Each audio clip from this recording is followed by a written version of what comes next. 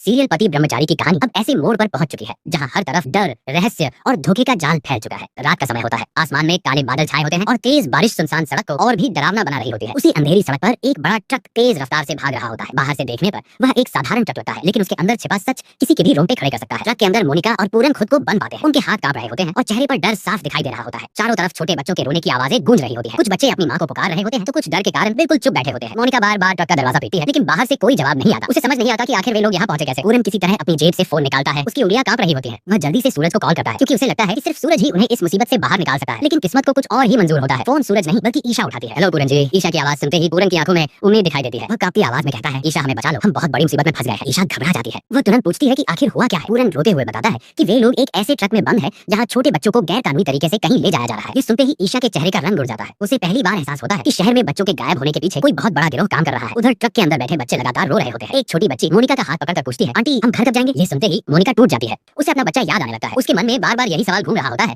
कि आखिर उनका बच्चा सुरक्षित है भी या नहीं। दूसरी तरफ ट्रक का ड्राइवर अपने साथी से कहता है, जल्दी पहुंचना होगा वरना बॉस बहुत गुस्सा करेगा। ये सुनकर पूरन और ज्यादा डर जाता है। उसे लगने लगता है कि अगर जल्द कुछ नहीं हुआ तो शायद वे लोग कभी वापस घर नहीं जा पाएंगे। पूरन की बात सुनने के बाद ईशा कुछ पल के लिए बिल्कुल शांत हो जाती है। उसके हाथों से फोन लगभग छूटने वाला होता है, लेकिन अगले ही पल वह खुद को संभालती है क्योंकि उसे एहसास हो जाता है कि अगर उसने हिम्मत हार दी तो न सिर्फ मोनिका और पूरन बल्कि उन मासूम बच्चों की जिंदगी भी खतरे में पड़ जाएगी। ईशा तुरंत पूरन से लोकेशन पूछती है, लेकिन ट्रक के अंदर अंधेरा इतना ज्यादा होता है कि बाहर कुछ साफ दिखाई नहीं दे रहा होता। पूरन घबराई आवाज में कहता है, हमें सिर्फ इतना दिख रहा है कि ट्रक पर लाल और पीले रंग के बड़े पोस्टर लगे हैं और शायद सड़क के आसपास जंगल जैसा इलाका है। बस यही छोटी सी जानकारी अब ईशा के लिए सबसे बड़ा सुराग बन जाती है। वह बिना समय गवाए घर से निकल पड़ती है। बाहर तेज बारिश हो रही होती है, सड़कें लगभग खाली होती हैं और दूर दूर तक सिर्फ अंधेरा दिखाई दे रहा होता है। लेकिन ईशा के चेहरे पर डर से ज्यादा हिम्मत नजर आ रही होती है। रास्ते भर उसके दिमाग में बच्चों की रोने की आवाजें गूंज रही होती हैं। उसे बार बार लग रहा होता है कि अगर थोड़ी भी देर हो गई तो शायद सब खत्म हो जाएगा। वह लगातार पूरन से फोन पर बात करती रहती है ताकि ट्रक की दिशा का अंदाजा लगा सके। उधर ट्रक के अंदर माहौल और भी डरावना हो चुका होता है। एक बच्चा जोर जोर से रोने लगता है तो ड्राइवर गुस्से में ट्रक रोककर पीछे आता है। वह बच्चों पर चिल्लाते हुए कहता है, अगर कोई आवाज निकाली तो अच्छा नहीं होगा। उसकी आंखों में खौफ साफ दिखाई दे रहा होता है। ये देखकर मोनिका बच्चों को चुप कराने की कोशिश करती है, लेकिन अंदर ही अंदर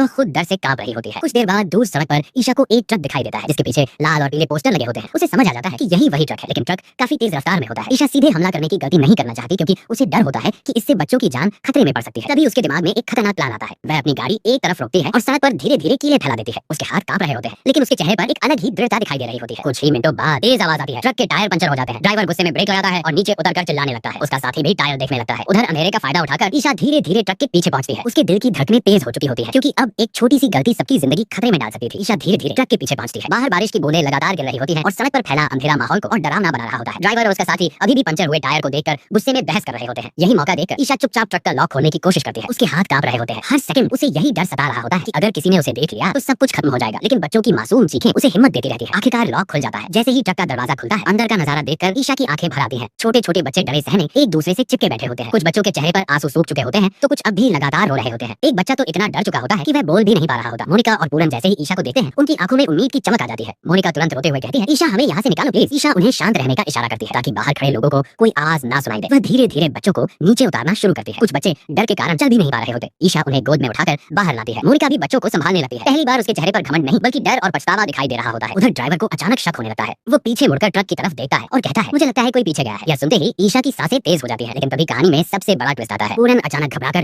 ट्रक के अंदर दोबारा देखने लगता है। उसके चेहरे का रंग उड़ जाता है। वह कांपती आवाज में कहता है, हमारा बच्चा यहाँ नहीं है। यह सुनते ही मोनिका के पैरों तले जमीन खिसक जाती है। वह पागलों की तरह ट्रक के हर कोने में अपने बच्चे को ढूंढने लगती है, लेकिन वहाँ उनका बच्चा नहीं होता, सिर्फ बाकी बच्चे होते हैं। मोनिका रोते हुए चिल्लाती है, नहीं ऐसा नहीं हो सकता, मेरा बच्चा कहाँ है। पूरन को शक होता है कि किडनैपर्स उनके बच्चे को किसी दूसरे वाहन में ले गए हैं। यह सुनकर मोनिका वहीं बैठकर फूट फूट कर रोने लगती है। दूसरी तरफ ईशा खुद भी अंदर से डर चुकी होती है, लेकिन वह हालात को संभालते हुए कहती है, अभी टूटने का वक्त नहीं है। अगर हम हिम्मत हार गए तो बच्चे को कभी नहीं ढूंढ पाएंगे। तभी बाहर से ड्राइवर की तेज आवाज सुनाई देती है, अरे ट्रक का दरवाजा किसने खोला। ये सुनते ही सभी के चेहरे पर डर साफ दिखाई देने लगता है क्योंकि अब असली खतरा उनके सामने खड़ा था। ड्राइवर की आवाज सुनते ही ट्रक के अंदर मौजूद हर इंसान डर से कांप उठता है। बाहर तेज बारिश हो रही होती है और अंधेरी सड़क पर सिर्फ ट्रक की हेडलाइट्स चमक रही होती है। ईशा तुरंत बच्चों को नीचे झुकने का इशारा करती है ताकि कोई उन्हें देख न सके। दूसरी तरफ ड्राइवर तेजी से ट्रक की तरफ बढ़ रहा होता है। मोनिका रोते हुए बार बार अपने बच्चे का नाम ले रही होती है। उसकी हालत इतनी खराब हो चुकी होती है कि वो ठीक से खड़ी भी नहीं हो पा रही होती। पूरन उसे संभालने की कोशिश करता है, लेकिन उसके अपने चेहरे पर भी डर साफ दिखाई दे रहा होता है। ईशा धीरे से कहती है, अगर अभी आवाज की तो हम सब पकड़े जाएंगे। उसकी आंखों में डर जरूर होता है, लेकिन दिमाग पूरी तरह शांत होता है। वह जल्दी से बच्चों को ट्रक से नीचे उतारती है और उन्हें सड़क के किनारे झाड़ियों की तरफ ले जाने लगती है। अभी ड्राइवर ट्रक के पीछे पहुंच जाता है। दरवाजा खुला देखकर उसका गुस्सा 7वें आसमान पर पहुंच जाता है। वह जोर से चिल्लाता है, कोई अंदर गया था। उसका साथी तुरंत टॉर्च लेकर आसपास देखने लगता है। उधर झाड़ियों के पीछे छिपे बच्चे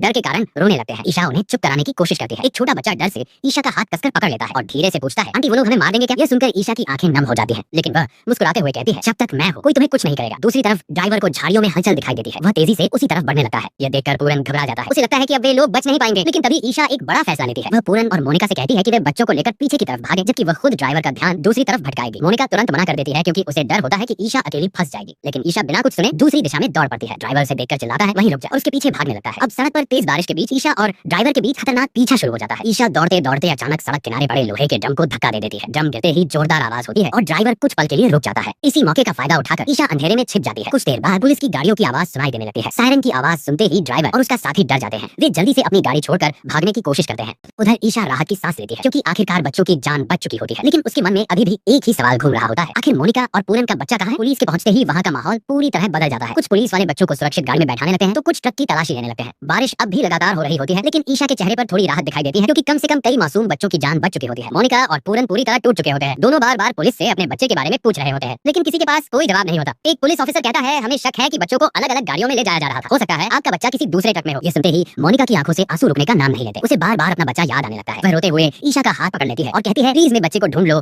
मैं उसके बिना नहीं जी सकती। ईशा उसे संभालने की कोशिश करती है, लेकिन अंदर ही अंदर वह खुद भी डर चुकी होती है। उसे एहसास हो चुका होता है कि यह मामला सिर्फ एक किडनैपिंग का नहीं बल्कि बहुत बड़े गिरोह का हिस्सा है। कुछ देर बाद सभी घर पहुंचते हैं, लेकिन घर के अंदर का माहौल पहले से ही तनाव से भरा होता है। जैसे ही खुशबू को पता चलता है कि बच्ची गायब है, उसका चेहरा गुस्से और डर से भर जाता है। वह सीधे मोनिका के सामने जाकर चिल्लाती है तुम लोगों की वजह से मेरी बच्ची खतरे में है। पूरा घर सन्न रह जाता है। मोनिका कुछ बोल भी नहीं पाती क्योंकि उसे खुद समझ नहीं आ रहा होता कि आखिर इतनी बड़ी गलती कैसे हो गई। तभी ताई माँ भी वहाँ आ जाती है। उनके चेहरे पर गुस्सा साफ दिखाई दे रहा होता है। वह जोर से कहती है इस घर में जब से तुम लोग आए हो सिर्फ मुसीबतें ही आई हैं। पूरन समझाने की कोशिश करता है कि ये सब जानबूझकर नहीं हुआ, लेकिन इस बार कोई उसकी बात सुनने को तैयार नहीं होता। घर के बाकी लोग भी एक दूसरे पर इल्जाम लगाने लगते हैं। इसी बीच ईशा सबको शांत कराने की कोशिश करती है। वह बताती है कि पुलिस मामले की जांच कर रही है और जल्द ही बच्चे का पता चल जाएगा। लेकिन खुशबू गुस्से में कहती है अगर मेरी बच्ची को कुछ हुआ ना तो मैं किसी को माफ नहीं करूंगी। उधर सूरज चुपचाप सब कुछ देख रहा होता है। उसके मन में कई सवाल उठने लगे होते हैं। उसे लगने लगता है कि यह सब सिर्फ एक हादसा नहीं हो सकता। कहीं न कहीं इस पूरे मामले के पीछे कोई ऐसा इंसान जरूर है जो परिवार के बहुत करीब है। तभी अचानक ताई माँ एक ऐसी बात कह देती है जिससे पूरा घर सन्न रह जाता है। वो कहती है मुझे शुरू से ही इन बच्चों की कहानी में कुछ अजीब लग रहा था। ये सुनते ही मोनिका और खुशबू दोनों डर जाती हैं क्योंकि उन्हें एहसास हो जाता है कि कहीं उनका पुराना राज अब बाहर ना आ जाए। दूसरी तरफ ईशा तुरंत बात बदल देती है ताकि मामला और ना बिगड़े, लेकिन अब सूरज की नजरें सब पर टिक चुकी होती है और उसे यकीन हो चुका होता है कि इस घर में कोई बहुत बड़ा सच छिपा हुआ है। अगर आपको लगता है कि इस पूरे खेल के पीछे कोई अपना ही शामिल है तो कमेंट में जरूर बताइए कि आपके हिसाब से असली मास्टरमाइंड कौन हो सकता है। क्या ईशा मोनिका और पूरन के बच्चे को बचा पाएगी और क्या खुशबू और मोनिका का पुराना राज पूरे परिवार के सामने आ जाएगा? वीडियो पसंद आया हो तो इसे लाइक जरूर करें, चैनल को सब्सक्राइब करना बिल्कुल मत भूलिए और बेल आइकॉन प्रेस कर लीजिए ताकि पति ब्रह्मचारी के हर नए ट्विस्ट की अपडेट आपको सबसे पहले मिले।